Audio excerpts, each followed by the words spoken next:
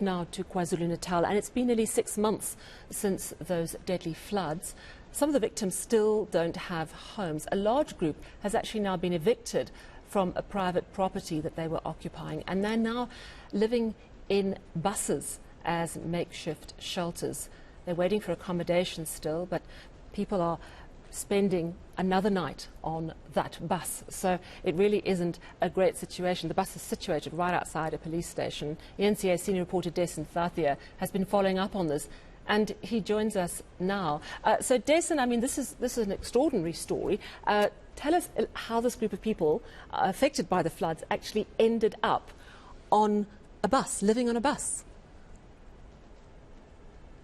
Well, Sal, it's been a horrible time for the flood victims in KwaZulu-Natal and in Durban in particular. On Sunday, we thought that there was a glimmer of hope because there was an announcement that many of the flood victims who'd been at a hall in Westville would be rehoused. But that fell flat on its back because the landlord at that property that was going to be rented by government reneged on that contract, and ultimately it meant that those flood victims ended up at the Royal Hotel. So that's one group of them, and remember that there are many of these mass care centres where these flood victims were being housed. At some point there were over 300 of them. Many of them have been closed down. I think the number is now in the region of about 80 or so. And just today the eThekwini mayor is saying that he hopes that all of those centres will be closed down before the end of the year. But then when you see something like what was playing out today, it makes you wonder if that's in fact going to be the case and whether these people are going to be rehoused properly and safely. So coming back to today's issue, this group of between 80 to 100 people, they come from Umlazi originally, and then they were housed at a community hall. But the conditions were really bad at that hall. So you'd also recall that there was a movement called Umsinsi. They were behind several protests. They went to the city hall once, at another time during a KZN cabinet meeting. They went there as well to demand answers. And most recently, they were also part of that group, or that group was responsible for invading the Montclair Lodge.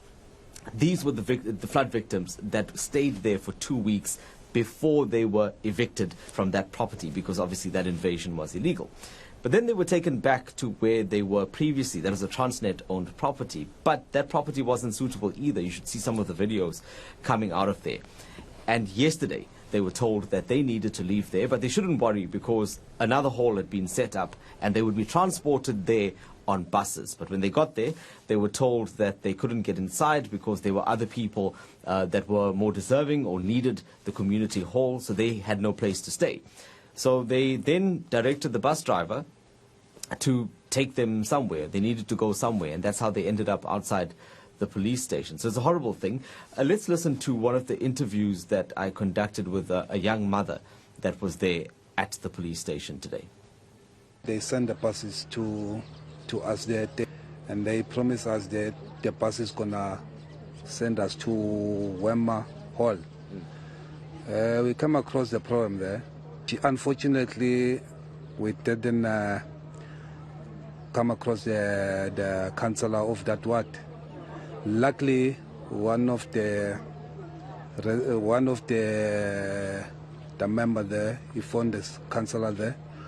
Luckily, the councillor responded, and they came earlier. Then he said to us, nobody informing about us that we're gonna come to his ward. We reached the place there. Unfortunately, the doors were locked. Then he said to us, he felt sorry for us, for that what was happening to us. But the main problem he said he's got some plan about that hall. Yeah, and as you say, that's just one of the flood victims that you spoke to. Dasen, you know, from my perspective, and you're much closer to this story, it seems that the plans are very haphazard. There seems to be a lack of coordination and a clear framework of how it's all meant to go. And I just wonder if that is how it seems on the ground as well, and what authorities are saying to you. Well, Sal, you'd be right. If you look at the number of changes that we've seen, I mean, it started right at the beginning with how much money the province was supposed to get, and then how that money was supposed to be used, and the fact that it wasn't really 1 billion for KZN. It was meant to be money that was used from existing budgets and then recouped, and those figures that were being bandied around, no one really knew, or at least the public wasn't fully informed about exactly what would be happening, and there were different government departments that were saying different things at the time. So you'd be right in making that assessment. And then when you get down to where we are now, because human settlements and housing is the biggest part of the problem, if you will. This is the challenge that is facing the city and the province. So when you look at that, the initial plan was to have people move out of community halls and then move into what they call TRUs, the temporary residential units. But those had to be constructed. And they were meant to be constructed while permanent structures were going to be constructed. So it was 2 sets of construction. But then that plan was changed. Now the idea is to get other types of accommodation and simply sign a lease agreement and get these flood victims in there temporarily. That's why we saw the situation on Sunday. So lots of different things happening at the same time, but the one thing that authorities seem to believe and are agreeing on is that they believe that all of these mass care centres will be closed by the end of the year. The flood victims themselves are not necessarily convinced. So coming back to today's issue, I did try to reach out to the municipality, and just a short while ago I was told by the spokesperson for the mayor eventually that they would be trying to find accommodation. Not that they had found anything. He said to me just a short while ago that they would be trying to find accommodation. While I'm talking to you, Sal, I can hear the thunder outside. It was raining as we got back into the studio, so that should give you some idea of what the weather conditions are like today. And one person that was there was a PR councillor from eThekwini, and he was trying to assist those flood victims. Let's listen to what Stembiso Ngema had to say when we spoke to him. I would like to specifically say it's a sad situation or a moment, because the city is aware of these people. You can see these are city buses.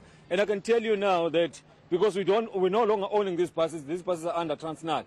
And obviously we have to pay for these buses as they are standing here. And there are no toilets here.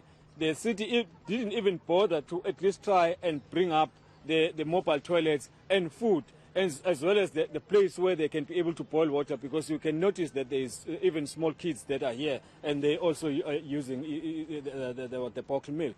But there is nothing happening. What we want to see now is the city speeding up the process of taking these people and accommodating them ASAP. They have suffered a lot. It was raining and thundering yesterday and they were sitting here. And it's now also raining and thundering, but they are still here. So what we want is the city to be proactive in terms of accommodating these people. Thank you very much.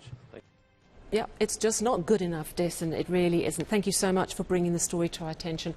eNCA senior reporter in Durban, Dasen Thathiah.